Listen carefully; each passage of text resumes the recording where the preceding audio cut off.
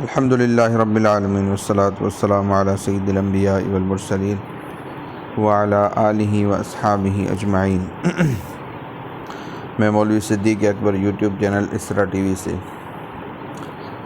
ان اقتباسات اور ان کے نتائج ملاحظہ کرنے کے بعد دو باتیں قابل توجہ ہیں۔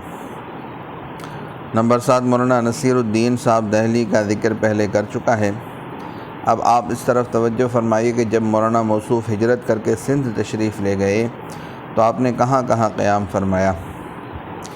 پہلے گزر چکا ہے کہ مکان سے روانہ ہو کر عرب سرائے میں قیام رہا، پھر آپ ریواڑی تشریف لے گئے۔ عید الاضحیٰ کی نماز آپ نے ریواڑی میں ادا کی۔ ایک ہفتے سے قیام فرما کر 15 ذی الحجہ کو یہاں سے روانہ ہوئے۔ یہی علاقہ ہے جس کو کوڑا گاواں کے قرب و جوار سے تعبیر کیا جا سکتا ہے۔ ہانسی حصار اور رہتک بھی اسی علاقے کے خاص مقامات ہیں۔ حضرت مولانا نصیر الدین صاحب کے راستے کی منزلوں میں جے پور، ٹونک اور اجمیر کے نام بھی خاص طور پر ذکر کیے گئے ہیں۔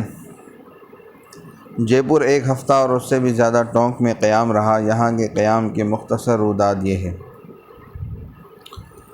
نواب وزیر الدولہ فرمان روائے ٹونک نے اعلیٰ پیمانے پر مہمانداری کی۔ ایک روز دعوت میں اپنے اعزاء و اقارب عمائدین ریاست اور بہت سے احباب کو شریک کیا۔ پھر سب نے صفیں باندھ کر مولانا سید نصیر الدین صاحب کے دست حق پرست پر بیعت کی۔ اس موقع پر والی ٹونک نواب وزیر الدولہ نے فرمایا، حضرت امیر المومنین حضرت سید احمد صاحب شہید رحمہ اللہ ٹونک تشریف لائے تھے تو میں تحصیل علوم سے فارغ نہیں ہوا تھا۔ آپ تشریف لے گئے، مجھے ہوش آیا تو اپنی محرومی پر حد درجے افسوس ہوا۔ میں نے بہت سے درویشوں کو دیکھا، جو فیض سید صاحب سے پایا وہ کسی دوسری جگہ سے حاصل نہیں ہوا۔ مولانا سید نصیر الدین صاحب میں اسی فیض کا پرتو نظر آتا ہے۔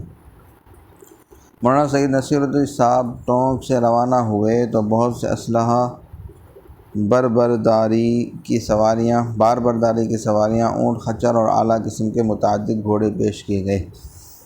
یہی ٹونک ہے جہاں سے مجاہدین کی آمد کا تانتا بندھا ہوا ہے، یہاں تک کہ ان کی تعداد 2000 یا 2000 سے زیادہ ہو جاتی ہے۔ نصیر آباد جہاں سے ایک فوج باغی ہو کر پہلے پہنچ چکی ہے اور 6000 مجاہدین بادشاہ کی اجازت کے منتظر بیٹھے ہیں، یہاں حضرت مولانا سید نصیر الدین صاحب یا ان کے شیخ حضرت سید احمد شہید رحمہ اللہ نہیں تشریف لے جا سکے اور غالباً اس علاقے میں جانا بھی ممکن نہیں تھا کیونکہ یہ تمام علاقہ فوجی تھا۔ البتہ اس کے مرکزی شہر اجمیر شریف میں حضرت مولانا سید نصیر الدین صاحب نے 1 مہینے کے قریب قیام فرمایا۔ ان تفصیلات کے بعد اس دور کی تاریخ کے دقیق النظر محقق و مبصر حضرت مولانا عبید اللہ سندھی قدس اللہ سرہ العزیز کے مختصر ارشادات ملاحظہ فرمائی۔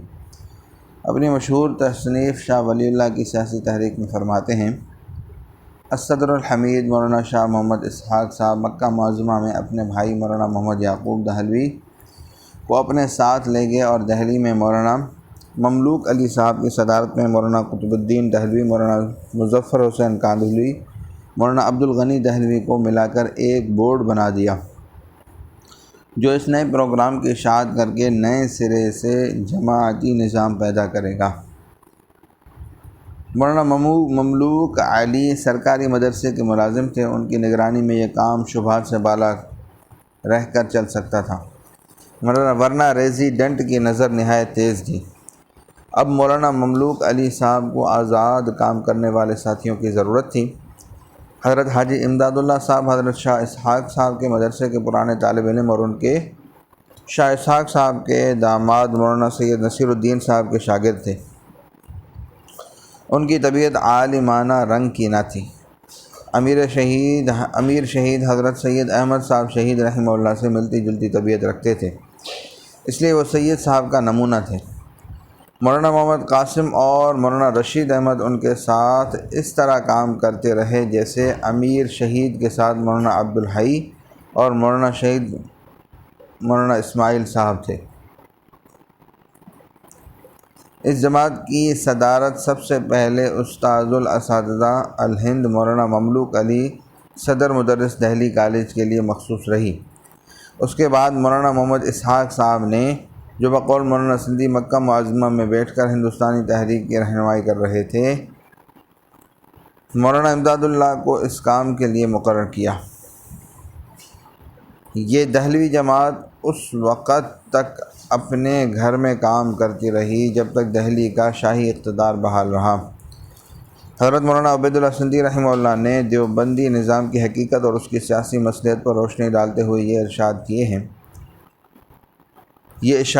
ہیں، اس لیے انہوں نے صرف وہی نام یہاں ذکر کیے ہیں جو دارالعلوم دیوبند کے بانی اور معمار تھے۔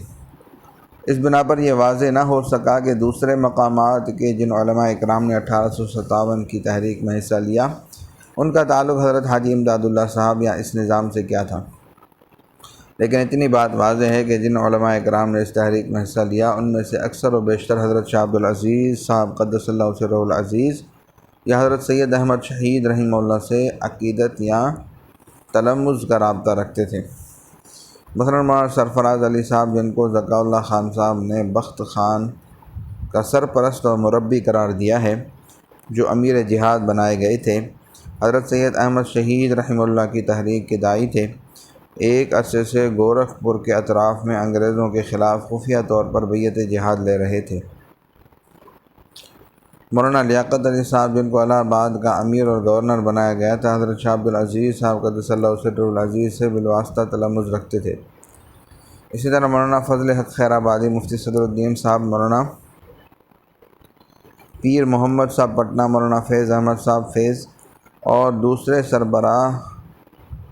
سربرآوردہ علماء مجاہدین، حضرت شاہ محمد اسحاق صاحب قدس اللہ سرہ العزیز یا حضرت شاہ عبدالعزیز صاحب یا حضرت سید احمد صاحب شہید یا مولانا نصیر الدین صاحب سے رابطہ اور تعلق قائم کیے ہوئے تھے۔